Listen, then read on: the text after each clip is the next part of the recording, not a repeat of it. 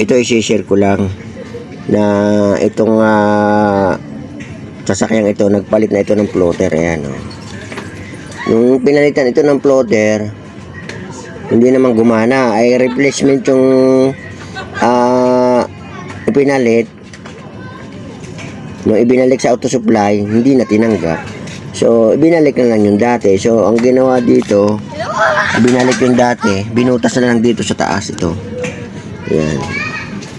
Ako ang gumawa nito, binutas. Pagkatapos, may tornilyo yan dito. Ayan, oh. May tornilyo doon na nakalagay. So, ang pag-test ng gauge niya, dito na yan, oh. Ayan, oh, ting-ting, o stick, pwedeng stick. Kung anong pwedeng ilagay, ayan, oh. Ito, isinisir lang, ha, oh. Parang jeep, style jeep ang dating, ayan, oh.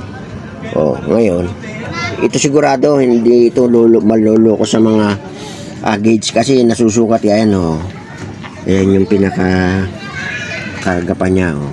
Kasi itong sasakyang ito, nung pinakarga, lagi nakapuntang, hindi nababa. Pag pinatay naman ang susi, bababa, hindi naman nataas. So, may problema na ang floater nito. Ngayon, kaysa ibababa pa ang tangke, para magpalit na naman ng floater, binutas ko na lang ito dito sa taas. Ayan, binutas ko na lang para dito na lang nagsusukat. Para wala nang sakit ng ulo. Kasi nga, kung bababa na naman yung tangke, babakbakin yung dashboard. Dito na lang, total pang sarili naman. Pwede na ito. Parang jeep na lang, pasipagan na lang ng pagsukat. Ato, sigurado na hindi kalulukuhin itong stick na ito. Basta ibinaba mo doon, tapos ilalagay lang naman yung tornilyo. O, di okay na. Lalo doon sa walang mga budget pa, pwede ito.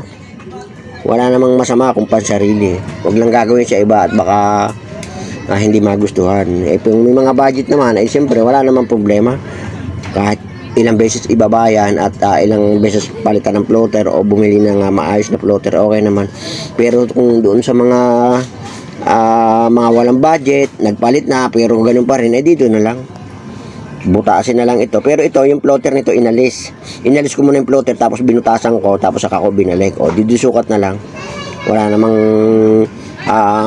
masamang gawin kung pansarili lamang at sa ikabubuti. O, ito na lang. Pero mas maganda sanang pasukat yung stick, yung kawayan. Ito pasamantala kasi nga wala akong makuha. Ting-ting lang muna. Ito at least kahit pa paano, sigurado ako na may laman yung tangke ko at sigurado na kung isang halimbawa, tumakbo kayo ng ilang kilometro, susukatin lang naman to. Itataas lang naman itong upuan eh. Tapos ayan, may pang ako, nilagyan ko ng bisagra.